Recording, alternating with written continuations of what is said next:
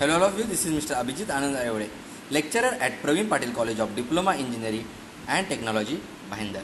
Today we are going to study about practical number 5 of the subject FEE, Fundamental of Electrical Engineering. The practical number 5 is determine the equivalent resistance of the parallel connection. Well, हमें यहाँ पे determine करना है equivalent resistance, मतलब total resistance किसका, parallel connection का। तो इतनी तो बात क्लियर है कि लास्ट टाइम हमने सीरीज कनेक्शन देखा था, इस बार हम पैरेलल कनेक्शन देख रहे हैं। सो सबसे पहले आते हैं सर्किट डायग्राम के ऊपर। इस तरह से सर्किट डायग्राम है, यहाँ पे पॉजिटिव सोर्स है, यहाँ पे नेगेटिव सोर्स है, यहाँ से सप्लाई गया R1 एंड R2 पैरेलल में कनेक्टेड है। वैसे सीरीज और पैरेलल में कनेक्टेड है, कैसे समझ में आएगा, अगर दोनों का पॉजिटिव टर्मिनल और दोनों का नेगेटिव टर्मिनल सिमिलर यहाँ से कनेक्टेड है तो समझ लेना कि ये पैरेलल में कनेक्टेड है। इसका पॉजिटिव एक दूसरे को कनेक्टेड है, सो ये R1 एंड R2 पैरेलल में कनेक्टेड है। यहाँ पे मैंने R1 R2 को इंडिकेट करने के लिए रियोस्टेट का यूज़ किया है। सो R1 के सीरीज़ में एक एमीटर लगा है जिसका नाम A1 है, R2 के सीरीज़ में एक एमीटर लगा है जिसका नाम A2 है, और ये दोनों नेगेटिव इसका सप्लाई के नेगेटिव को चला गया है।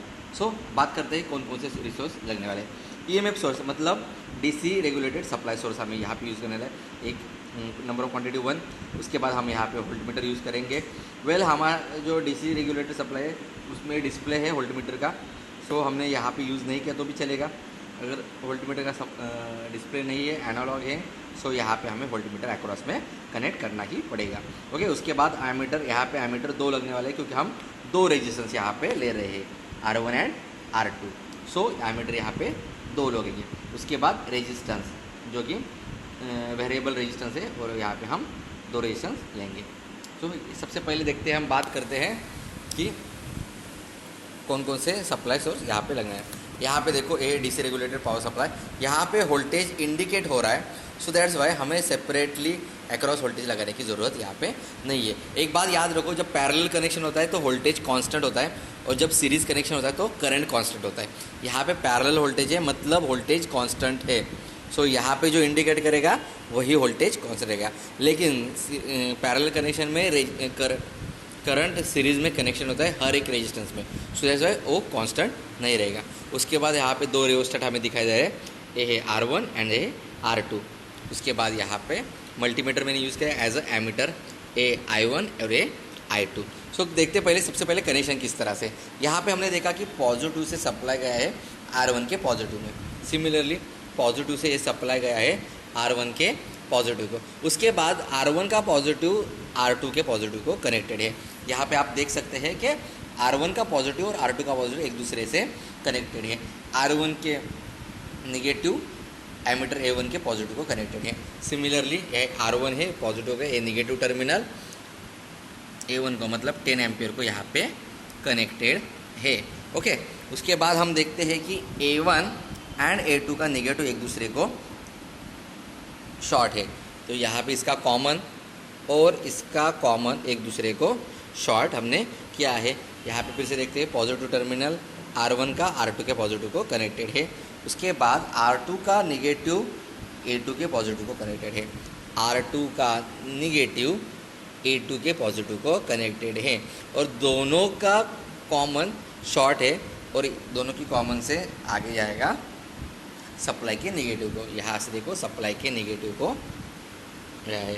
सो इस तरह से कनेक्शन पूरी तरह से रेडी है। तो हम अब रियोस्टेट को वेरी करके देखते हैं कि हमारा जो एमीटर है वो उसका सप्लाई उसका रीडिंग वेरी होता है कि नहीं। So let's start. वेल, यहाँ पे हमने सप्लाई को ऑन कर दिया है। देखो वोल्टेज ग्रेजुअली बढ़ते बढ़ते जा रहा है। वोल्टेज हम यहाँ पे देखते हैं, पहले मैं वोल्टेज 15 पे लेता हूँ, एडजस्ट करता हूँ, एक कोर से हम वोल्टेज को एडजस्ट करेंगे। यहाँ पे मैंने वोल्टेज को 50 रखा है। उसके बाद हमें यहाँ पे ऑलरेडी डिस्प्ले है, सो दैट्स वाई हमें सेपरेट वोल्टमीटर लेने की ज़रूरत नहीं है। अभी हम बात करते हैं, ये R1 है और ये R2 है। यहाँ पे देखो सप्लाई ऑलरेडी करंट यहाँ से दिखाई दे रहा है, ये 0.03, ये 0.03 एमीटर I1 का है, सो I2 का यहाँ पे 0.16 एम्पियर इतना करंट यहाँ पे दिखाई दे रहा है। अभी हम बात करेंगे इस नॉब को चेंज करके, अगर इनकी वैल्यू चेंज होती है तो समझ लेना कि अपना प्रैक्टिकल सही तरह से परफॉर्म हो रहा है। सो हम यहाँ पे अभी मैं रियोस्टेट को चेंज करता हूँ, तो मेरा कॉन्सेंट्रेट रहेगा हमेशा।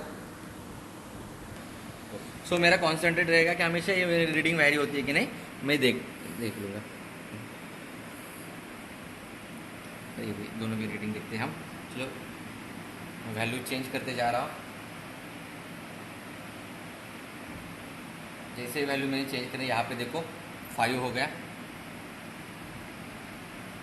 6 हो गया, 7 हो गया, 8 हो गया, 10 हो गया। लेकिन इसकी वैल्यू चेंज नहीं हुई क्योंकि मैंने ये जो रेजिस्टेंस है, अभी तो मैंने इस रेजिस्टेंस को हाथ नहीं लगाया। अभी मैं इसकी वैल्यू चेंज करूँगा, उसी तरह से ये वैल्यू चेंज होती कि नहीं वो हम देखते हैं।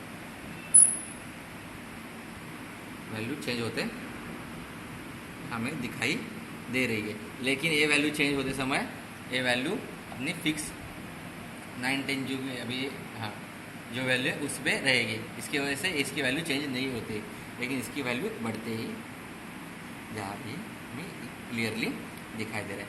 सो एक्चुअली प्रैक्टिकल हुआ। सो ऑब्जर्वेशन टेबल देखते कि क्या है। ऑब्जर्वेशन टेबल में हमें वोल्टेज है जो कि कांस्टेंट है, 15 15 15 मैंने 15 लगा, इसलिए यहाँ पे करंट I1 जो हमें इस एमीटर से हमें दिखाई देने वाला है, और करंट I2 इस एमीटर से हमें दिखाई देने वाला है। तो यहाँ पे बात करते हैं I1। सो उसके बाद हम तुरंत R1 निकालते हैं। According to the Ohm's law R is equal to V upon I, so that's why R1 is equal to V upon I1। यहाँ पे वोल्टेज कॉमन है इसलिए V ही रखेंगे इसको, V अपॉन I1। सो 15 अपॉन 0.10 आंसर आएगा 150।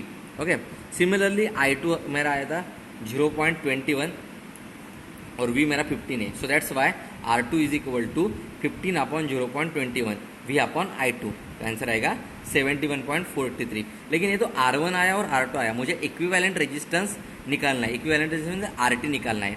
Okay, so what is the value of RT? इसलिए एक formula है 1 upon RT is equal to 1 upon R1 plus 1 upon R2। उस फॉर्मूले को सिंप्लीफाई करने के बाद ये फॉर्मूला मिलेगा RT is equal to R1 into R2 upon R1 plus R2। So that's why हमें R1 तो पता है, R2 भी पता है। 150 इंटू 71.43 डिवाइडेड बाय 150 प्लस 71.43 से कैलकुलेट करने के बाद हमें मिलेगी वैल्यू 48.39 ओहम। ओके, ए I1 के वैल्यू की और ए I2 के वैल्यू के लिए मेरा resistance total equivalent resistance 48.39 ohm इतना रहेगा। सिमिलरली हम 4 से 5 बार इसकी रीडिंग्स लेंगे और वैल्यू निकालते रहेंगे। सो इसी तरह से हमने पैरेलल कनेक्शन में इक्विवेलेंट रेजिस्टेंस किस तरह से निकालते हैं ये हमने सीख लिया। Thank you so much.